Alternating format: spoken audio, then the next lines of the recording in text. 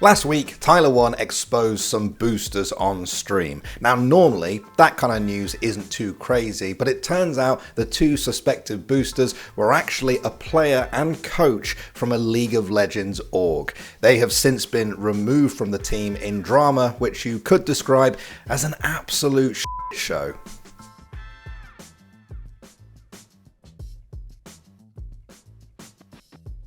Alright, if you don't like boosters or win traders in whatever game you play, then make sure you subscribe to theScore Esports and like this video, because believe it or not, we do make a lot of videos like this. It does happen sadly often. Alright, so you all know Tyler1, the reformed rager who has left his toxic one-trick Draven days behind him to become one of the biggest League streamers in the world, and who has reached Challenger in all 5 roles in the game. But one thing you might not have seen on the Tyler1 bingo cards for last week was that he became a detective. It all started with Tyler and his team not having a great game. They were down 10-1 in kills, and Tyler wasn't happy with how his jungler was playing, an Evelyn player called R5 Jungle.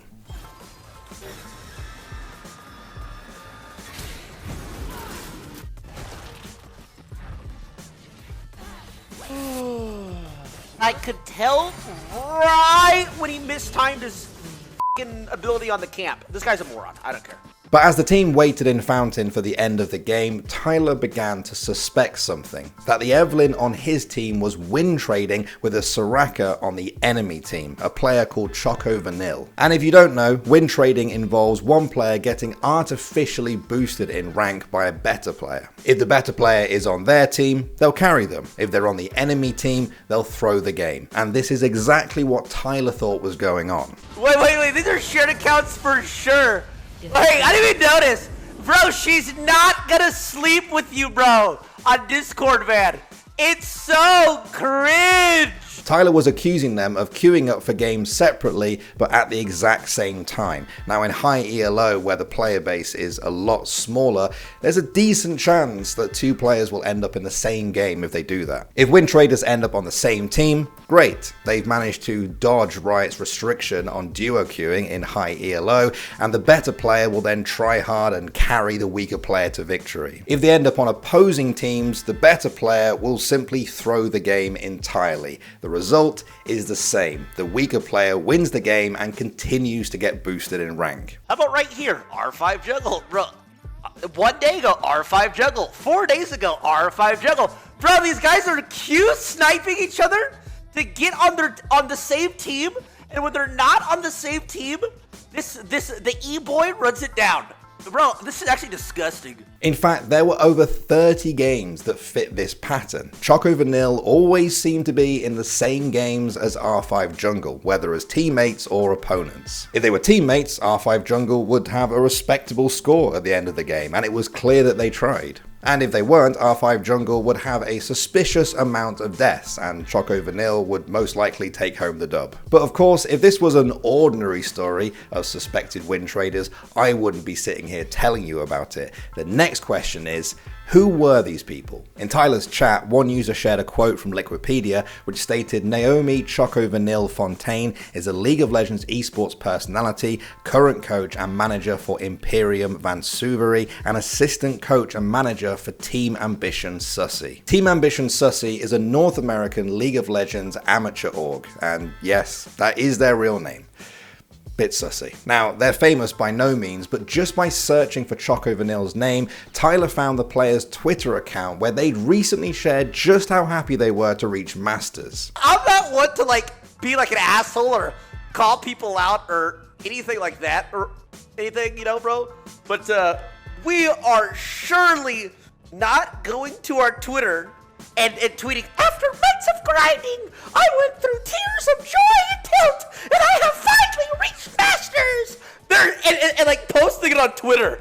We're not, bro! Come on! Now at this point, Tyler1 clips were blowing up all over the livestream fails subreddit. One commenter suggested that R5 Jungle was an account that belonged to Vincent Filosa, otherwise known as Anticipation, the jungler for Team Ambition Sussy. Minutes after that, the general manager of Team Ambition Sussy himself confirmed all of this on Twitter. They added that Choco Vanille and Anticipation have been removed from their positions effective immediately, that they do not support what they did, and that they value competitive integrity within their org. I mean, this was kind of insane. In a short time, Tyler1, his chat, and Reddit had exposed a win trading esports player and a coach, which had resulted in them getting fired from their jobs. Crazy. But if you thought the details stopped here, you'd be wrong. Team Ambition then tweeted out a statement in which they confirmed the pair's removal from the org and stated that Anticipation and Choco Vanille were actually in a relationship. They said that Anticipation, and remember this is R5 Jungle, had joined the team in January and admitted to them that he had previously smurfed while playing with his girlfriend. He was told of the org's rules but was issued a warning in March when they found signs of duo boosting on his account. He left the team for a short time, and when he returned in June as their starting jungler, Choco Vanille was brought in as the manager of that roster. Yeah.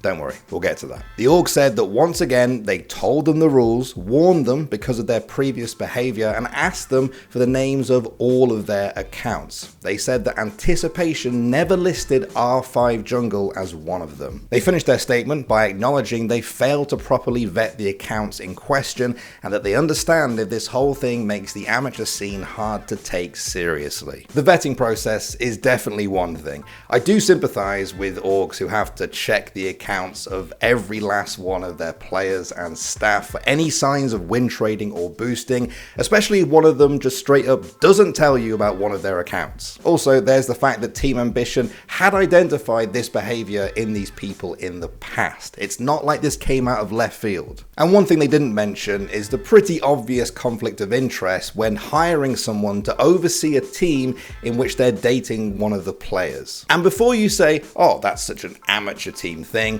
don't forget, we had a very similar load of drama when Doublelift joined TSM at a time when his girlfriend Lena was their head of esports. This kind of stuff can happen anywhere. And of course, another thing that continues to happen in the scene is the subject of this video, win trading. I've been playing League for a disturbingly long time, and let me tell you, this has plagued the game since its release. Granted, win trading is pretty much exclusively a high ELO problem. Most of the player base is below masters, meaning the vast majority of players are allowed to duo queue in ranked. Unless you're very high ranked, boosters will always use duo queue to boost people in your games, which still sucks. It feels like Riot sees the chance of some people abusing duo queue to boost people in games is a small price to pay for you to be able to grind ranked with a friend. Duo queue is not a perfect system, and as we've seen from this story, even if you remove it, boosters will still find a way, usually by win trading, even if their jobs are on the line. There was one time when I got to Diamond where I kept seeing the same people in my games. Diamond isn't anywhere near the top of the rank ladder, but it gets to the point where you do occasionally start to see the same names crop up, especially if you play a lot of games. And I was worried people would think I was win trading or boosting, because I had the same person 4 games in a row. So be careful out there. Don't be false flagged. That's my advice.